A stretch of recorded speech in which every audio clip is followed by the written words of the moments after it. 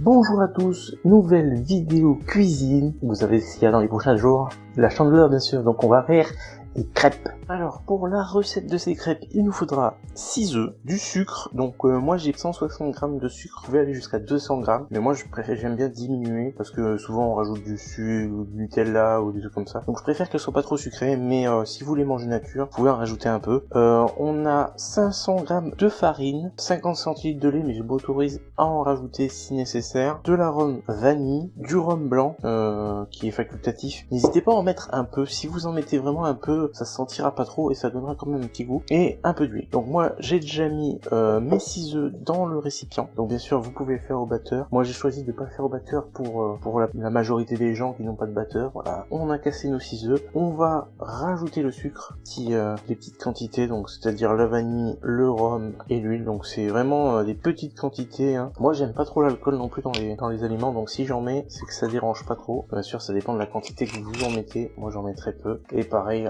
en gros le vanille, rhum et huile c'est quasiment la même chose. Peut-être un peu plus de rhum, vraiment léger. Donc voilà, donc là moi je vais commencer à mélanger tout ça.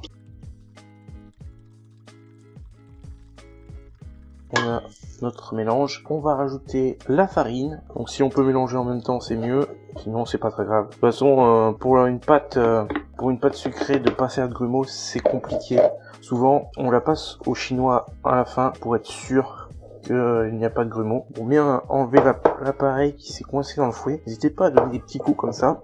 Voilà, petite astuce. Et donc là, donc c'est pas très bien mélangé, mais ça suffira parce que c'est compliqué sans le lait. Donc là, il nous restera juste à rajouter le lait. Donc soit progressivement, soit tout d'un coup. Toujours pareil, de toute façon, nous on s'en fout qu'il y ait un peu de grumeaux. Donc je vais pas m'embêter. Hop. Puis là, c'est pour la cuisine facile, donc on va pas non plus se compliquer la tâche.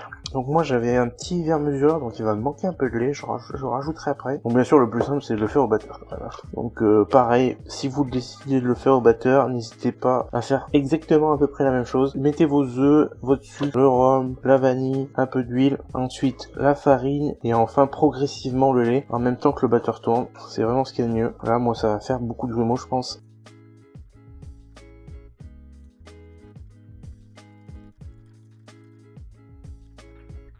Je vais rajouter le lait qui me manquait. Et c'est pour ça, c'est mieux de le mettre en petite quantité le lait, enfin progressivement. Si vous avez un batteur, c'est vraiment ce qui est mieux. Comme ça vous permettra de voir la texture de la pâte en fait. Parce qu'il faut qu'elle soit souple, mais pas trop liquide. Sinon, j'aurais limite pas besoin de rajouter le lait. Je vais même pas rajouter tout entier, je pense.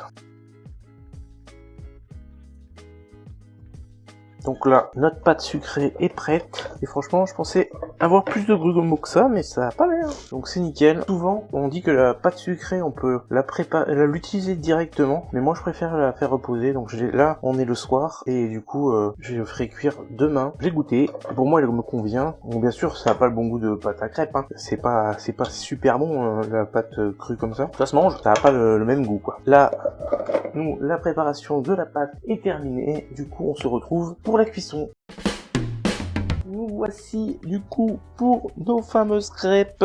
Donc bien sûr, j'ai la pâte qui a été au frigo pendant un petit moment. Donc bien sûr, j'ai redonné un petit coup de fouet dedans. Hein. Ensuite, on a une petite louche, une petite raclette et une spatule. Bien sûr, tout ce qu'il faut. On a un torchon avec de l'huile, donc on peut utiliser, moi je sais que quand j'avais fait de la crêperie on utilisait du saindoux pour graisser la plaque, bon c'était pas une plaque comme ça mais why not.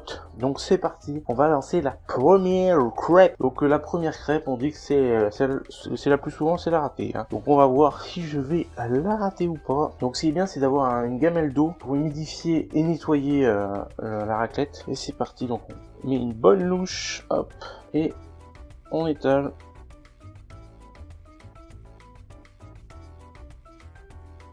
Et voilà, donc la première est faite. Donc bien sûr on peut y faire à la poêle, on peut y faire comme on veut, hein. Ça change pas, il y a plein de méthodes pour faire cuire des crêpes. Donc là on va aller jusqu'au milieu en tournant la spatule et hop, on renverse. On laisse un petit moment bien sûr, le temps que ça colore, après on peut regarder si ça commence à colorer ou pas. Là j'aurais peut-être dû y laisser un petit peu plus longtemps sur le premier bord, mais c'est pas grave. C'est la première. Et la première c'est bien de la rater comme ça on peut la goûter. Et oui, je vous vois les gourmands, je vous vois. Soyez toujours là pour la première. C'est la plus importante, c'est celle-là qu'on peut manger avant tout le monde. Je vais chercher une assiette. Ouais, mais mes assiettes, elles sont trop petites, moi, par rapport aux crêpes. Je peux pas. Regardez. Ça prend partout. J'ai plié en deux parce que...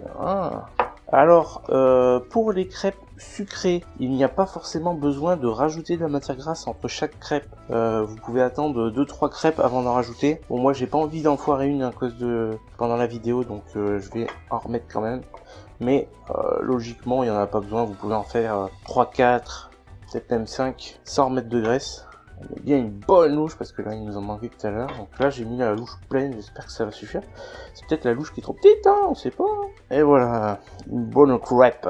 Ouais, je vais juste en faire 2 dans la vidéo, hein. Je vais pas toutes les faire sinon la vidéo durera trop longtemps et puis ce sera inutile. Le but c'est de vous montrer comment faire après, hein. Donc voilà, c'est une petite crêpière, donc là c'est une Proline. Donc elle est un peu plus haut de gamme qu'une Carrefour. Déjà elle est plus grande, moi j'en voulais une grande. Après moi comme j'ai travaillé dans une crêperie, dans 2 même exactement, j'ai l'habitude des crêpières pro, donc c'est pas encore tout à fait la même chose. Donc là vous voyez, vous mettez votre spatule, vous faites 1 tour, 2 tours à peu près pour être au milieu, et hop, vous la retournez directement. Bon, bien sûr, sur une crêpière, c'est encore autre chose, hein. Hop, enfin, sur une crêpière, quand j'appelle une crêpière, c'est une poêle à crêpe. Nous sommes compris. Donc voilà, une bonne petite crêpe. Donc là, on va avoir 2 crêpes.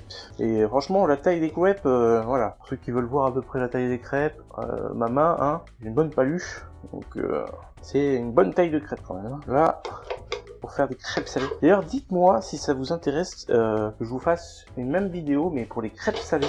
Dites-le moi dans les commentaires, n'hésitez pas. Et si cette vidéo vous a plu d'ailleurs, n'hésitez pas à le dire, hein. Donc moi, je vais prendre la première crêpe qu'on a fait. Donc n'hésitez pas à garder votre crêpière et faire, par exemple, là, si vous les faites en avance, vos crêpes, hop, un petit coup sur les crêpières, sans matière grasse, sans rien. Ça va la réchauffer et mettre la garniture à ce moment-là, un peu de sucre. Moi j'aime bien par exemple que le sucre soit bien fondu quand je mets du sucre. Donc là, on va passer sur notre cam et je vais en goûter un petit bout avec vous. Passer à la dégustation quoi. Voilà ma petite crêpe, vous voyez, hein, ça va la crêpe, voilà la bonne taille, hein. Donc je vais juste en prendre un bout, un petit bout comme ça. Ça va, t'as un petit bout. Donc on va la goûter nature. Donc comme je l'avais dit, hein, moi j'ai baissé la quantité de sucre, donc elle est pas trop sucrée, mais franchement elle est bien. Et malgré que j'ai mis très peu de rhum, on sent un petit arrière-goût qui est vraiment pas mauvais. Et je vous rappelle que je crains l'alcool dans tout ce qui est gâteau, pâtisserie. Bon, à part un petit bourguignon, ça passe, hein, mais voilà. Quand je mets de l'alcool et que vous craignez l'alcool, n'hésitez pas à le mettre. Ça, franchement, après, si c'est pour autre chose, une religion ou quoi, vous en mettez pas, hein, y a pas de souci. De toute façon, souvent, les trucs que je fais avec de l'alcool, c'est pas obligé. Donc, c'est facultatif. Donc, vous faites exactement comme vous le désirez. En tout cas, je valide la recette. En même temps, c'est la mienne. Non, je la valide. N'hésitez pas à refaire ça chez vous. D'ailleurs, j'oublie souvent de le dire dans les vidéos cuisine, mais si vous refaites la recette chez vous, n'hésitez pas à la prendre en photo et à me l'envoyer, surtout si vous avez Discord, à rejoindre le Discord qui est dans le descriptif de la vidéo. Donc n'hésitez pas à me rejoindre sur Discord. Je suis tout le temps sur Discord, y a pas de souci. Donc n'hésitez pas à vous abonner pour ne pas louper les prochaines vidéos. Et nous, on se retrouve pour une prochaine vidéo gaming, manga, cuisine, ce que vous voulez. C'était Amilo Otaku, Matakondo.